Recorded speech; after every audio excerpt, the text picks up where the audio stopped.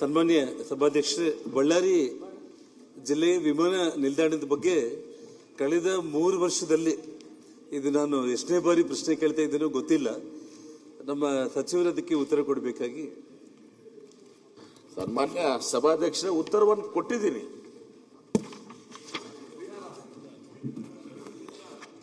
ಸನ್ಮಾನ್ಯ ಸಭಾಧ್ಯಕ್ಷರೇ, ನನಗೊಂದು 5 ನಿಮಿಷ ನಾನು ಇದ್ರ ಬಗ್ಗೆ ನಾನು ಮಾತಾಡ್ತೀನಿ.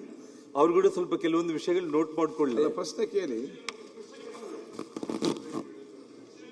ಬಳ್ಳಾರಿಯಲ್ಲಿ 2010 900 ಎಕರೆ ಜಮೀನನ್ನ ವಿಮಾನ ನಿಲ್ದಾಣ ಮಾಡಬೇಕಂತ ಸರ್ಕಾರದ ಕಡೆಯಿಂದ 124 ಕೋಟಿ ಹಣ ಕೊಟ್ಟು ಲ್ಯಾಂಡ್ ಅಕ್ವಿಸಿಷನ್ ಆಗಿದೆ.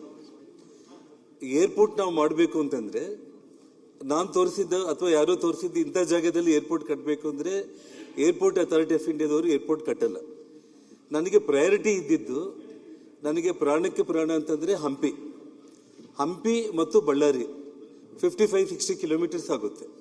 ಇನ್ ಬಿಟ್ವೀನ್ ಹಂಪಿ ಮತ್ತು ಬಳ್ಳಾರಿ ನಡುವೆ ಏರ್ಪೋರ್ಟ್ ಕಟ್ಟಬೇಕನ್ನೋ ಪ್ರಯಾರಿಟಿಯಲ್ಲಿ ಫಸ್ಟ್ ಪ್ರಯಾರಿಟಿ ಅಲ್ಲಿ ಜಾಗನ ನಾವು ಫೈನಲ್ ಮಾಡಬೇಕಂತೇಳಿ ಏರ್ಪೋರ್ಟ್ ಅಥಾರಿಟಿ ಆಫ್ ಇಂಡಿಯಾ ಅವರಿಗೆ 4 ಜಾಗಗಳನ್ನ ನಾವು ತೋರಿಸಿದ್ದೀವಿ. ಬಳ್ಳಾರಿ ಹಂಪಿ ನಡುವೆ, ಮತ್ತೆ ಬಳ್ಳಾರಿ ಬೆಂಗಳೂರು ರೋಡಲ್ಲಿ, ಮತ್ತೆ ಬಳ್ಳಾರಿ ಒಂದು ಸಿರುಗುಪ್ಪ ಆದರೆ ಒಂದು ಡಿಫ್ರೆಂಟ್ 4 ರೋಡಲ್ಲಿ ತೋರಿಸಿದಾಗ ಏರ್ಪೋರ್ಟ್ ಅಥಾರಿಟಿ ಆಫ್ ಇಂಡಿಯಾದವ್ರು ಬಂದು ಹಂಪಿ ಬಳ್ಳಾರಿ ನಡುವೆ ಯಾಕೆ ಮಾಡ್ಲಿಕ್ಕೆ ಆಗಲ್ಲ, ಇನ್ನೊಂದು ರೋಡಲ್ಲಿ ಯಾಕೆ ಮಾಡ್ಲಿಕ್ಕೆ ಆಗಲ್ಲ ಅಂತೇಳಿ ಎಲ್ಲದಕ್ಕೂ ರಿಪೋರ್ಟ್ ಕೊಟ್ಟರು. ಯಾಕೆಂದ್ರೆ ಹಂಪಿ ಬಳ್ಳಾರಿ ನಡುವೆ ಒಂದು ಕಡೆ ಮೈನ್ಸ್ ಬೆಟ್ಟಗಳು ಬರುತ್ತೆ, ಇನ್ನೊಂದು ಕಡೆ ಕಲ್ಲಿನ ಬೆಟ್ಟಗಳು. ಯಾವುದೇ ಕಾರಣಕ್ಕೂ ಕೂಡ ಒಂದು ಇಂಟರ್ನ್ಯಾಷನಲ್ ಸ್ಟ್ಯಾಂಡರ್ಡ್ ಏರ್ಪೋರ್ಟ್ ಕಟ್ಟಲಿಕ್ಕೆ ಆಗಲಿ ಅಥವಾ ಯಾವುದೇ ಏರ್ಪೋರ್ಟ್ ಕಟ್ಟಲಿಕ್ಕೆ ಆಗಲ್ಲ ಅಂತೇಳಿ ರಿಪೋರ್ಟ್ ಎಲ್ಲ ಕೊಟ್ಟು ಯಾವ ಸೈಟ್ ಅವರು ಫೈನಲ್ ಮಾಡಿದ್ರು ಆ ಸೈಟ್ಗೆ ನಾವು 900 ಎಕರೆಗೆ ಸರ್ಕಾರ ನೋಟಿಫಿಕೇಶನ್ ಮಾಡಿ ಲ್ಯಾಂಡ್ ಅಕ್ವೈರ್ ಮಾಡಿದ್ದು. ವಿಚಿತ್ರ ಅಂದ್ರೆ 15 ವರ್ಷ ಆಗಿದೆ. 2 ಬಾರಿ ಇವತ್ತು ಸನ್ಮಾನ್ಯ ಸಿದ್ದರಾಮಯ್ಯ ಅವರು ಮತ್ತೆ ಮುಖ್ಯಮಂತ್ರಿ ಆದರು. ನಡುವೆ ಬಿಜೆಪಿ ಸರ್ಕಾರ ಒಂದು 3.5 ವರ್ಷ ಇದ್ದರು. ಫಸ್ಟ್ ಪ್ರೈವೇಟ್ ವ್ಯಕ್ತಿಗಳು ಕೊಟ್ಟಿದ್ದಾರೆ, ಮಾರ್ಕ್ ಕಂಪನಿ ಅಂತ ಹೇಳಿ. ಅವರು ಬಹಳ ತೊಂದರೆಯಲ್ಲಿ ಬಿದ್ದುಬಿಟ್ಟು ಅವ್ರು ಏರ್ಪೋರ್ಟ್ ಕಟ್ಟಲಿಕ್ಕೆ ಆಗಲಿಲ್ಲ. ಲಾಸ್ಟ್ ಟೈಮು ನಮ್ಮ ಬೊಮ್ಮಾಯಿ ಗೌರ್ಮೆಂಟ್ ಅವರು ಇರೋ ಸಂದರ್ಭದಲ್ಲಿ ಮಾರ್ಕ್ ಕಂಪನಿದು ಕ್ಯಾನ್ಸಲ್ ಮಾಡಿ ಕರ್ನಾಟಕ ಸರ್ಕಾರನೇ ಏರ್ಪೋರ್ಟ್ ಕಟ್ಟಬೇಕಂತೇಳಿ ತೀರ್ಮಾನ ಮಾಡಿದ್ದಾರೆ. ಮಾಡಿದ ನಂತರ ಅಂದ್ರೆ ಅದು ಕೂಡ ಕೊನೆ ಗಳಿಗೆಯಲ್ಲಿ ಸರ್ಕಾರ ಇನ್ನೇನು 3-4 ತಿಂಗಳು ಇರೋ ಸಮಯದಲ್ಲಿ ಆ ಪ್ರೈವೇಟ್ ಕಂಪನಿದು ಕ್ಯಾನ್ಸಲ್ ಮಾಡಿ ಸರ್ಕಾರನೇ ಕಟ್ಟಬೇಕಂತ ತೀರ್ಮಾನ ಮಾಡಿದ್ರು ಅಧ್ಯಕ್ಷರೇ. ಹೊಸ ಸರ್ಕಾರ ಬಂತು, 3 ವರ್ಷ ಆಗಿದೆ. ಇದುವರೆಗೂ ಕೂಡ ಪ್ರತಿ ಬಾರಿ ನಾನು ಪ್ರಶ್ನೆ ಕೇಳ್ತಾ ಇದ್ದೀನಿ, ಸಚಿವರು ಮಾಡ್ತೀವಿ ಅಂತ ಹೇಳ್ತಾ ಇದ್ದಾರೆ. ನಾನು ಒಂದೇ ಅವ್ರಿಗೆ ಮನವಿ ಮಾಡ್ತಾ ಇರೋದು, ಅವ್ರ ಮನಸ್ಸಲ್ಲಿ ಏನಿದೆ ಅಂತಂದ್ರೆ, ನಾನು ಪತ್ರಿಕೆ ಹೇಳಿಕೆಗಳನ್ನ ನಾನು ನೋಡ್ತಾ ಇದ್ದೆ. ವಿಜಯನಗರ ಮತ್ತು ಬಳ್ಳಾರಿ 2 ಜಿಲ್ಲೆಗಳಿಗೆ ಹೊಂದಿಕೊಳ್ಳುವಂತ ಒಂದು ಪ್ಲೇಸಲ್ಲಿ ಏರ್ಪೋರ್ಟ್ ಕಟ್ಟಬೇಕು ಅಂತೇಳಿ. ನಿಮಗಿಂತ ಮುಂಚೆ ನಾನು ಫಸ್ಟ್ ಪ್ರಾಮಾಣಿಕವಾಗಿ ಪ್ರಯತ್ನ ಮಾಡಿದ್ದು ಹಂಪಿನ ದೃಷ್ಟಿಯಲ್ಲಿ ಇಟ್ಕೊಂಡು ಪ್ರವಾಸಿಗರು ಬರ್ತಾರೆ, ಬಳ್ಳಾರಿ ಹಂಪಿ ನಡುವೆ ನಾವು ಕಟ್ಟೋದ್ರಿಂದ ಎಲ್ರಿಗೂ ಅನುಕೂಲ ಆಗುತ್ತೆ, ಇಂಡಸ್ಟ್ರಿಯಲಿಸ್ಟ್ಗಳಿಗೆ ಬಳ್ಳಾರಿಗೆ. ಆದ್ರೆ ಇವತ್ತು ಇದು ಯಾಕೆ ವಿಳಂಬ ಆಗ್ತಾ ಇದೆ ಅನ್ನೋದು ನಿಜವಾಗ್ಲೂ ಕೂಡ ನಾನು ಅವರಲ್ಲಿ ಮನವಿ ಮಾಡಿದೆ. ಕೇಂದ್ರ ಸರ್ಕಾರಕ್ಕೆ ಈ ಭೂಮಿಯನ್ನ ನಾವು ನಿಮಗೆ ಹ್ಯಾಂಡ್ ಓವರ್ ಮಾಡ್ತೀವಿ, ನೀವು ಏರ್ಪೋರ್ಟ್ ಕಟ್ಟ್ರಿ ಅಂತಂದ್ರೆ 750 ಕೋಟಿ ಅಮೌಂಟ್ ಅನ್ನು ಬಿಡುಗಡೆ ಮಾಡಿ ಏರ್ಪೋರ್ಟ್ ಕಟ್ಟಲಿಕ್ಕೆ ಗವರ್ಮೆಂಟ್ ಆಫ್ ಇಂಡಿಯಾ ರೆಡಿ ಇದೆ ಅಂತ ಹೇಳಿ ಕೂಡ ನಾನು ಸಚಿವರಲ್ಲಿ ಇವತ್ತು ನಾನು ತಮ್ಮ ಮೂಲಕ ಮನವಿ ಮಾಡ್ತಾ ಇದ್ದೀನಿ. ದಯಮಾಡಿ ನಾನು ಹೇಳ್ತಾ ಇರುವುದೇನಂತಂದ್ರೆ, ಒಂದು ವೇಳೆ ನಿಮ್ಮ ಮನಸ್ಸಲ್ಲಿ ನಾವು ಇಂಥ ಕಡೆ ಏರ್ಪೋರ್ಟ್ ಮಾಡಬೇಕು ಅಂತ ಇದ್ರೂ ಕೂಡ ಈಗಾಗಲೇ ಇವತ್ತು 900 ಎಕರೆ ಜಮೀನು 15 ವರ್ಷಗಳ ಹಿಂದೆನೆ ಅಕ್ವೈರ್ ಆಗಿದೆ. ಇವತ್ತು ಆ ಲ್ಯಾಂಡ್ ವ್ಯಾಲ್ಯೂ 1000 ಕೋಟಿ ಇದೆ. ಇವತ್ತು ನೀವು ಇನ್ನೊಂದು ಕಡೆ ಏರ್ಪೋರ್ಟ್ ಮಾಡಬೇಕಂದ್ರೆ ನಾನು ಆ ಪ್ರಯತ್ನಗಳೆಲ್ಲ ಮಾಡಿ ಆಗಲ್ಲ ಅಂತ ಹೇಳಿದ ಮೇಲೆ ಈ ಸೈಟಲ್ಲಿ ಮಾಡ್ತಾ ಇರೋದು. ದಯಮಾಡಿ ಬಿಜಾಪುರ ಏರ್ಪೋರ್ಟು, ನಾನು ಈ ಹಿಂದೆ ಸರ್ಕಾರದಲ್ಲಿ ಸಚಿವನಾಗಿದ್ದಾಗಲೇ ಬಿಜಾಪುರ ಮತ್ತು ಬಳ್ಳಾರಿ 2ಕ್ಕೂ ಒಂದೇ ಸಲ ಲ್ಯಾಂಡ್ ಅಕ್ವಿಸಿಷನ್ ಮಾಡಿದ್ದೀವಿ. ಇವತ್ತು ಬಿಜಾಪುರ ಏರ್ಪೋರ್ಟ್ ಪೂರ್ತಿಯಾಗಿದೆ. ಅದು ನಿಮ್ಮ ಜಿಲ್ಲೆ, ನನ್ನ ಜಿಲ್ಲೆಗೆ ನೀವು ಏರ್ಪೋರ್ಟ್ ಕಟ್ಟಿ ಋಣ ತೀರಿಸ್ಕೊಂಡ್ಬಿಡಿ. ನಾನು ಈ ಬಳ್ಳಾರಿ ಏರ್ಪೋರ್ಟ್ ವಿಮಾನ ನಿಲ್ದಾಣನ PPP ಬೋರ್ಡ್ನಲ್ಲಿ ಮಾಡಬೇಕು ಅಂತ, ಇದರ ಜೊತೆಗೆ Bijapur also same Marg consultancy 2022ರಲ್ಲಿ ಇವತ್ತು ದಿವಸ ಇದನ್ನ ಆ ಮಾರ್ಗನ ಟರ್ಮಿನೇಟ್ ಮಾಡಿ ಅವನ ಕಡೆ ಮಾಡೋಕ್ಕಾಗೋದಿಲ್ಲ ಅಂತ ಹೇಳಿ ತಿಳ್ಕೊಂಡು ಏರ್ಪೋರ್ಟ್ ಅಥಾರಿಟಿ ಇದು ಸರ್ಕಾರದಿಂದ ಮಾಡಬೇಕು ನಮ್ಮ ಅಂತೇಳಿ ನಿರ್ಧಾರ ಕೂಡ ಮಾಡಿದ್ದಾರೆ.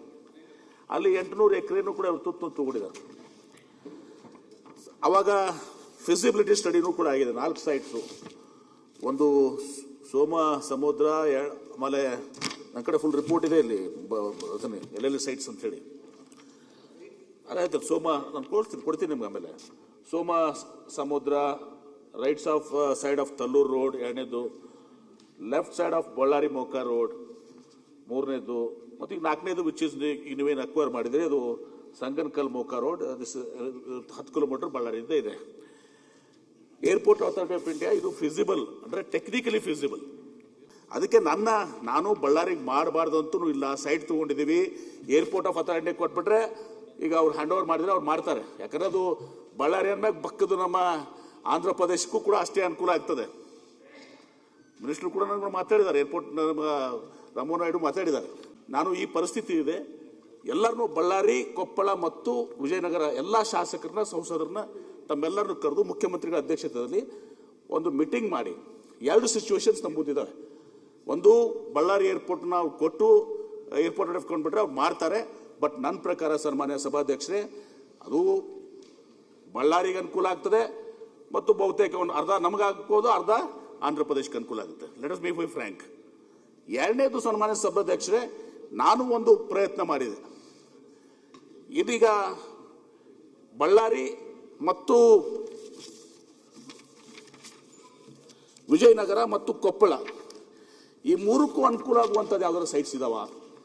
ಜಸ್ಟ್ ಬಿಕಾಸ್ ಆಫ್ ನಾವು ಸೈಟ್ ತಗೊಂಡ್ಬಿಟ್ಟಿದ್ದೀವಿ ಅದಕ್ಕೆ ನಾವು ಮಾಡಬೇಕು ಅನ್ನೋದಕ್ಕಿಂತ ಅದಕ್ಕೆ ಅವ್ರದ್ದು ಒಪ್ಪಿಗೆ ಸೂಚಿಸಿದ್ದಾರೆ. ಈಗ ಮಾತಾಡಿದ್ದೆ ನಾನು ಇನ್ನೂ 2 ಸೈಟ್ಸ್ ನಮ್ಮ KIDB ಹೇಳಿ ಒಂದು 1000 ಏಕರ್ಸು, ಒಂದು 800 ಏಕರ್ಸು ಸೈಟ್ಸ್ ನೋಡಿದ್ದೀನಿ.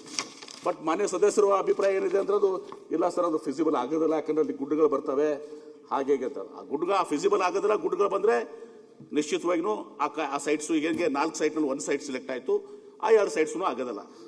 ಬಟ್ ಒಂದು ನಾವು ಪ್ರಯತ್ನ ಮಾಡೋದು ಒಳ್ಳೆಯದು ಅಂತ ನನಗನ್ನಿಸ್ತದೆ.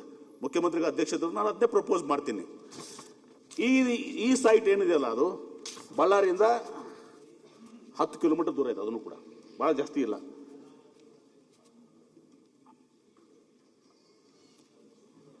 ಉದ್ದೇಶದ್ದು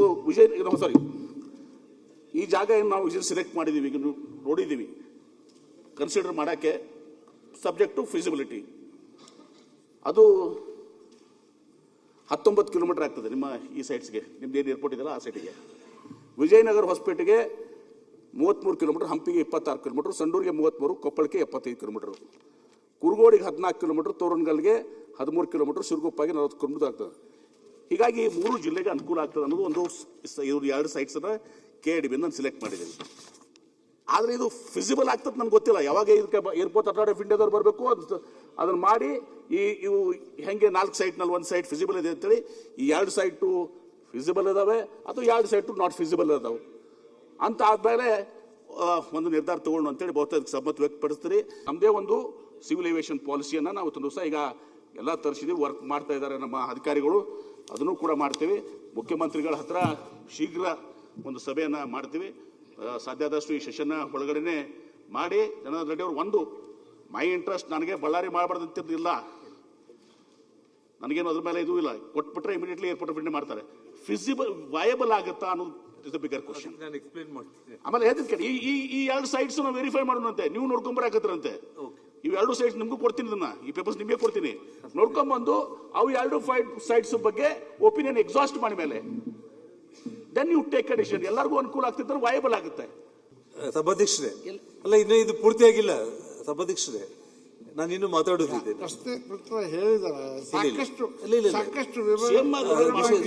ಒಂದ್ ನಿಮಿಷ, ಬಹಳ ಇಂಪಾರ್ಟೆಂಟ್ ಇದೆ ಮಾತಾಡೋದು. MB ಪಾಟೀಲ್ ಏನ್ ಹೇಳಿದ್ದಾರೆ, ಏನು ಬಾದಾಮಿ ಪಟ್ಟದಕಲ್ಲ ಐಹೊಳೆಗೆ ಸಂಬಂಧಪಟ್ಟು ಗುಲ್ಬರ್ಗದಿಂದ ಮಾಡೋದಕ್ಕಿಂತ ಆಲ್ಮಟ್ಟಿ ಹತ್ರ ಅಥವಾ ಬೆಳಗಾವಿ ಹುಬ್ಳಿ ಅದೆಲ್ಲ ತಾವು ಹೇಳಿರೋದು ಪರ್ಫೆಕ್ಟ್. ಬಟ್ ಇಲ್ಲಿ ಇವತ್ತು ಬಳ್ಳಾರಿ ಸೈಟ್ ಇವಾಗ ಏನು ಸೆಲೆಕ್ಟ್ ಆಗಿದೆ, ತಾವು ಇವತ್ತು 1-2 ಸೈಟ್ ಬಗ್ಗೆ ಹೇಳಿದ್ದೀರಿ ತಾವು. ಅಂದ್ರೆ ಇವಾಗ ಇರೋ ಎಕ್ಸಿಸ್ಟಿಂಗ್ ಏರ್ಪೋರ್ಟ್ ಇಂದ 10 ಕಿಲೋಮೀಟರ್, 14 ಕಿಲೋಮೀಟರ್, ಹಂಪಿಯಿಂದ 33 ಕಿಲೋಮೀಟರ್ ಅಂತ ತಾವು ಹೇಳಿದಿರಿ ಇವತ್ತು ಆ 2 ಸೈಟ್ಗಳ ಬಗ್ಗೆ. ಪರ್ಫೆಕ್ಟ್. ನಾನು ಹೇಳ್ತಾ ಇರೋದಂದ್ರೆ 10-15 ಕಿಲೋಮೀಟರ್, 20 ಕಿಲೋಮೀಟರ್ ಜಾಸ್ತಿ ಡಿಫ್ರೆನ್ಸ್ ಏನು ಆಗಿಲ್ಲ ಸಚಿವರೇ. ನಾನು ಹೇಳ್ತಾ ಇರೋದು ನನ್ನ ಪ್ಲಾನ್ ಅಂದ್ರೆ, ನಿಮಗೆ ತಮ್ಮ ಇಲಾಖೆಯಲ್ಲಿ ಫೈಲ್ಸ್ ಎಲ್ಲ ನೀವು ತರಿಸ್ಕೊಳ್ಳಿ. ಬಳ್ಳಾರಿ ಏರ್ಪೋರ್ಟ್ ಕನ್ಸ್ಟ್ರಕ್ಷನ್ ಆದ ತಕ್ಷಣ ಹಂಪಿ ಮತ್ತು ಆನೆಗೊಂದಿಗೆ ಎಕ್ಸ್ಪ್ರೆಸ್ ವೇ ಹೇಳ್ತಾರೆ, ಎಕ್ಸ್ಪ್ರೆಸ್ ವೇ ಅಂತ ಹೇಳಿ 8 ವೇಸ್ ಮಾಡಿ ಎಕ್ಸ್ಕ್ಲೂಸಿವ್ ಆಗಿ ಗ್ರೀನ್ ಫೀಲ್ಡ್ ರೋಡ್. ರೈತರೆಲ್ಲರ ಹತ್ರ ಕೂಡ ಮಾತಾಡಿ, ರೈತರು ಈ ಕ್ಷಣಕ್ಕೂ ರೆಡಿ ಇದ್ದಾರೆ. ತಾವು ಬಂದ್ರೆ ನಾನೇ ನಿಮ್ ಜೊತೆಯಲ್ಲಿ ಬರ್ತೀನಿ. ಫ್ರೀ ಆಫ್ ಕಾಸ್ಟ್ ಲ್ಯಾಂಡ್ ಅನ್ನ ಸಂಪೂರ್ಣವಾಗಿ ಫ್ರೀಯಾಗಿ ರೋಡ್ ಹಾಕ್ಲಿಕ್ಕೆ ಕೊಟ್ಟು ಆ ರೋಡಿಗೆ ಆ ಕಡೆ ಈ ಕಡೆ ಇರೋದಕ್ಕೆ ನಾವು ಕಮರ್ಷಿಯಲ್ ಆಗಲಿ ಅಥವಾ ಇನ್ನೊಂದಕ್ಕಾಗಲಿ ಕನ್ವರ್ಷನ್ಗೆ ನಾವು ಅವ್ರಿಗೆ ಪರ್ಮಿಷನ್ ಕೊಟ್ಟು 8 ವೇ ನಾವು ಹಾಕೋದ್ರಿಂದ ಏರ್ಪೋರ್ಟ್ ಇಂದ 30-35 ನಿಮಿಷದಲ್ಲಿ ಹಂಪಿ ಮತ್ತು ಆನೆಗೊಂದಿಗೆ ಹೋಗ್ತಾರೆ. ಇವತ್ತು ಆನೆಗೊಂದಿಯಲ್ಲಿ ಅಂಜನಾದ್ರಿಗೆ ಒಂದು ದಿವಸಕ್ಕೆ 25,000 ಭಕ್ತಾದಿಗಳು ಪ್ರವಾಸಿಗರು ಬರ್ತಾ ಇದ್ದಾರೆ ಅಧ್ಯಕ್ಷರೇ. ಜೊತೆಗೆ ಇಡೀ ಭಾರತದಿಂದ ಒಂದು ದಿನಕ್ಕೆ 10,000 ಮಂದಿ ಇವತ್ತು ಅಂಜನಾದ್ರಿಯ ಹನುಮಂತನ ದರ್ಶನಕ್ಕೆ ಬರ್ತಾ ಇದ್ದಾರೆ. ಹಂಪಿಗೆ ನಿಮಗೆಲ್ಲ ಗೊತ್ತಿರೋ ರೀತಿಯಲ್ಲಿ ಹೆಚ್ಚು ಕಡಿಮೆ 5 ಲಕ್ಷ ವಿದೇಶಿ ಪ್ರವಾಸಿಗರು ಬರ್ತಾ ಇರುವಂತದ್ದು. ಹಾಗಾಗಿ ನಾನು ನಿಮ್ಗೆ ಹೇಳ್ತಾ ಇರೋದ್ರಿಂದ ನೀವು ಹೇಳಿರೋ ಕ್ಯಾಲ್ಕುಲೇಷನ್ಸ್ ಎಲ್ಲ ಇದೆ.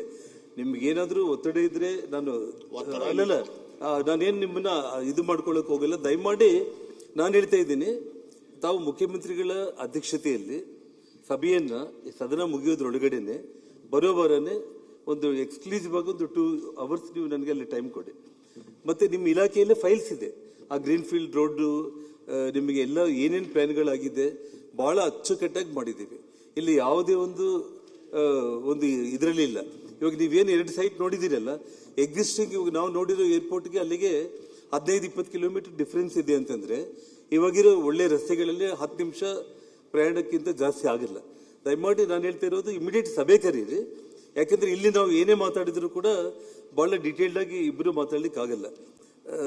ಮುಖ್ಯಮಂತ್ರಿಗಳ ಸಮಕ್ಷಮದಲ್ಲಿ ನೀವು ನಾವು ಎಲ್ಲ ಶಾಸಕರನ್ನು ಕೂಡ ಕರೆದು. ಸನ್ಮಾನ್ಯ ಸಭಾಧ್ಯಕ್ಷರೇ, ಮಾನ್ಯ ಸದಸ್ಯರು ಹೇಳಿದ್ರು ಇವತ್ತು ನಮ್ಮ ಏನು ಎಕ್ಸ್ಪ್ರೆಸ್ ವೇ ಮಾಡೋದು ಅದೆಲ್ಲಾನು ಕೂಡ ಬಹಳ ಕಷ್ಟಕರವಾದ ಕೆಲಸ. ಏರ್ಪೋರ್ಟ್ ಕಾಸ್ಟ್ ಎಷ್ಟಾಗತ್ತೆ ಆ ಕಾಸ್ಟ್ ನಿಮ್ಗೆ ಎಕ್ಸ್ಪ್ರೆಸ್ ವೇಗೆ ಆಗುತ್ತೆ.